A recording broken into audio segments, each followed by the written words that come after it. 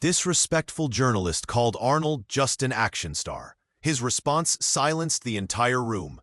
The grand ballroom of the National Press Club in Washington, D.C. was filled with the subdued murmur of anticipation and the soft rustle of notepads being opened. Sunlight streamed through the tall, elegant windows, illuminating the ornate chandeliers and casting long shadows across the rows of seated journalists. The air carried the faint scent of polished wood, fresh coffee, and the subtle tension that always preceded a high-profile press conference. At the front of the room, behind a podium adorned with the presidential seal, sat Arnold Schwarzenegger, no longer just an actor, but the governor of California. His presence was commanding yet approachable, his suit impeccably tailored, his expression one of focused attention as he prepared to address the assembled press corps about his administration's latest policy initiatives. The press conference had been proceeding smoothly, with Arnold fielding questions about education reform, environmental policy, and infrastructure investment, with the confidence and articulation of a seasoned politician. His responses were thoughtful, detailed, and demonstrated a deep understanding of the complex issues facing his state. The journalists, for the most part, were respectful and professional, their questions probing but fair. Then, from the back of the room, a hand shot up with an almost aggressive urgency. The moderator, recognizing the journalist, nodded. A man stood, his face twisted in a sneer of barely concealed contempt. He was a columnist for a prominent political magazine, known for his caustic wit and his disdain for what he considered celebrity politicians. "Governor Schwarzenegger," the journalist began, his voice dripping with condescension. "With all due respect, and I use that term loosely, how can the people of California take you seriously as a leader when you're really just an action star? I mean, your entire career has been built on flexing muscles and shooting guns in movies. You're not a real politician. You're a Hollywood gimmick who somehow stumbled into office." He paused, letting his words hang in the air like a challenge.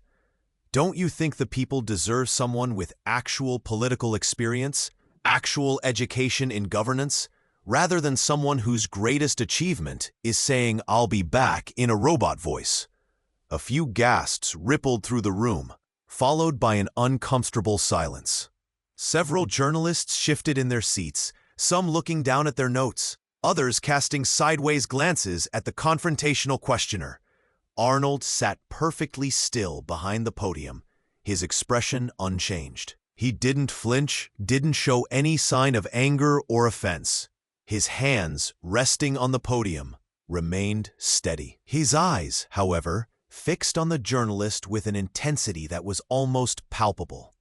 The silence stretched, growing heavier with each passing second. The journalist, perhaps expecting an immediate defensive response, began to look slightly uncomfortable, his earlier bravado wavering under Arnold's unwavering gaze.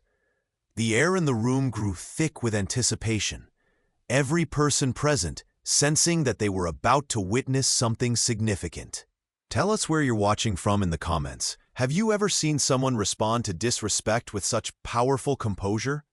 This journalist, blinded by his own prejudice and narrow definition of leadership, had no idea the depth of experience, the breadth of accomplishment, and the sheer force of will that sat before him. And if you're wondering what happens next, if this icon of determination will finally put this arrogant journalist in his place, or if he'll simply ignore the insult, make sure you're subscribed to the channel right now. Hit that subscribe button and ring the notification bell, because you won't want to miss the powerful, articulate response that's about to unfold. A response that will leave the journalist absolutely speechless and the entire room in stunned admiration. Arnold finally leaned forward slightly, his massive frame somehow seeming even larger, more imposing. When he spoke, his voice was calm, measured, but carried an undeniable authority that filled every corner of the ballroom. "Thank you for that question," he began, his accent present but his words crystal clear.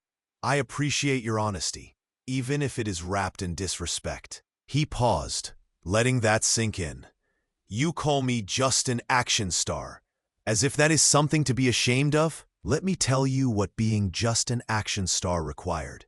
The first subtle sign that the journalist had made a grave miscalculation wasn't anger from Arnold, but the quiet building power of his response. Arnold's gaze remained fixed on the journalist, unwavering and penetrating. I came to this country with nothing, Arnold continued, his voice steady and strong. I could barely speak English. I had $7 in my pocket and a dream that everyone told me was impossible. I was told my body was too big, my accent too thick, my name unpronounceable. I was told I would never make it in America. The room, which had been filled with uncomfortable tension, now fell into a profound, respectful silence. Every journalist was now leaning forward, captivated by Arnold's words. But I did not listen to the doubters, Arnold stated, his voice rising slightly with passion. I worked. I trained 6 hours a day, every day, to become the best bodybuilder in the world. I won Mr. Olympia 7 times. 7 times. That required discipline, dedication, and an unwavering commitment to excellence. Is that not valuable experience? The revelation of Arnold's true journey, the depth of his accomplishments, began to unfold like a powerful narrative. The journalist, who had been standing confidently, now seemed to shrink slightly, his earlier sneer fading. Arnold continued, his voice now carrying the weight of decades of experience. Then I decided to become an actor. Everyone said it was impossible.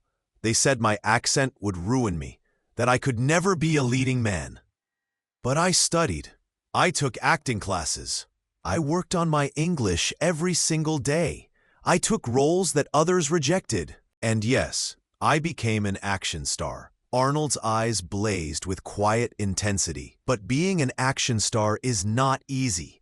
It requires physical discipline that most people cannot imagine. It requires the ability to perform under pressure, to work 18-hour days, to coordinate with hundreds of people, to understand storytelling, to connect with audiences across the world. I built a career that made me one of the highest-paid actors in Hollywood. I created characters that are known in every country on this planet. Is that not an achievement worth respecting? The room erupted in a low murmur of agreement, several journalists nodding their heads. The disrespectful journalist, meanwhile, looked like he wanted the floor to swallow him whole. His face had gone from smug to pale.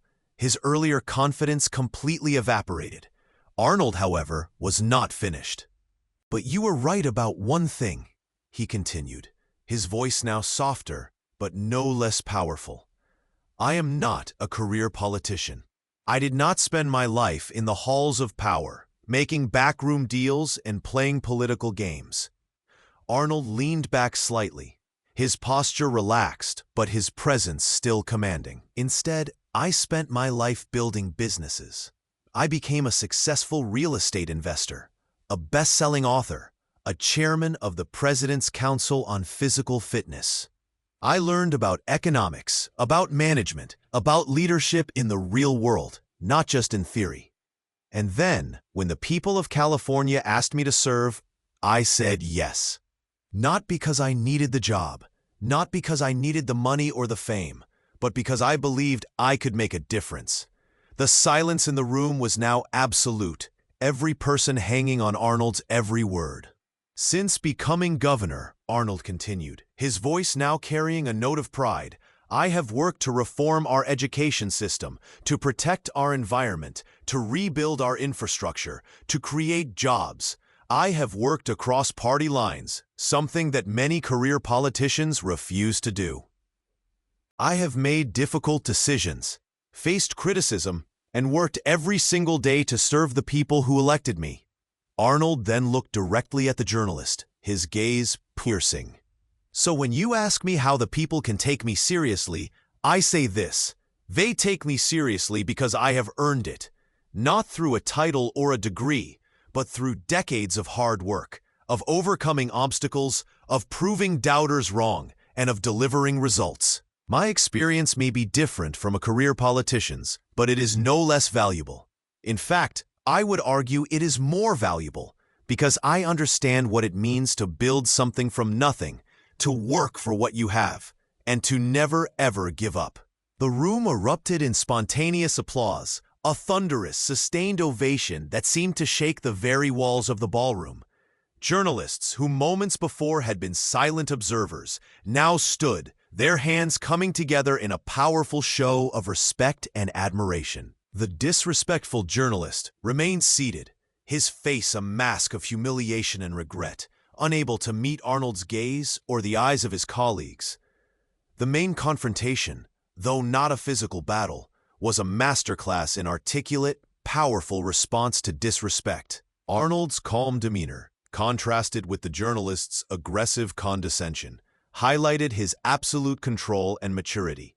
When challenged and insulted, Arnold didn't retaliate with anger or personal attacks. He simply laid out the facts of his extraordinary life, letting his achievements speak for themselves. His technique wasn't defensive posturing, but the confident presentation of an undeniable truth. The journalist's desperation grew with each passing second of Arnold's response, his attempts to diminish the governor crumbling under the weight of Arnold's articulate, passionate defense of his journey. His initial provocation was met with calm patience, then a powerful, fact-based rebuttal. The room's reaction shifted from uncomfortable tension to outright admiration and respect, as the journalist's disrespect backfired spectacularly. Arnold's control was evident in his measured, thoughtful response, even as the journalist tried to belittle him. He demonstrated that the insult held no power over him, that his purpose was to serve the people of California with integrity and dedication, not to prove himself to cynical critics. His superiority wasn't just in his accomplishments, but in his character, his ability to respond to disrespect with dignity and powerful truth. The climax of the confrontation wasn't a shouted argument, but the quiet, devastating power of Arnold's comprehensive response. It was a moment of pure, unadulterated truth that instantly shattered the journalist's attempt to diminish him.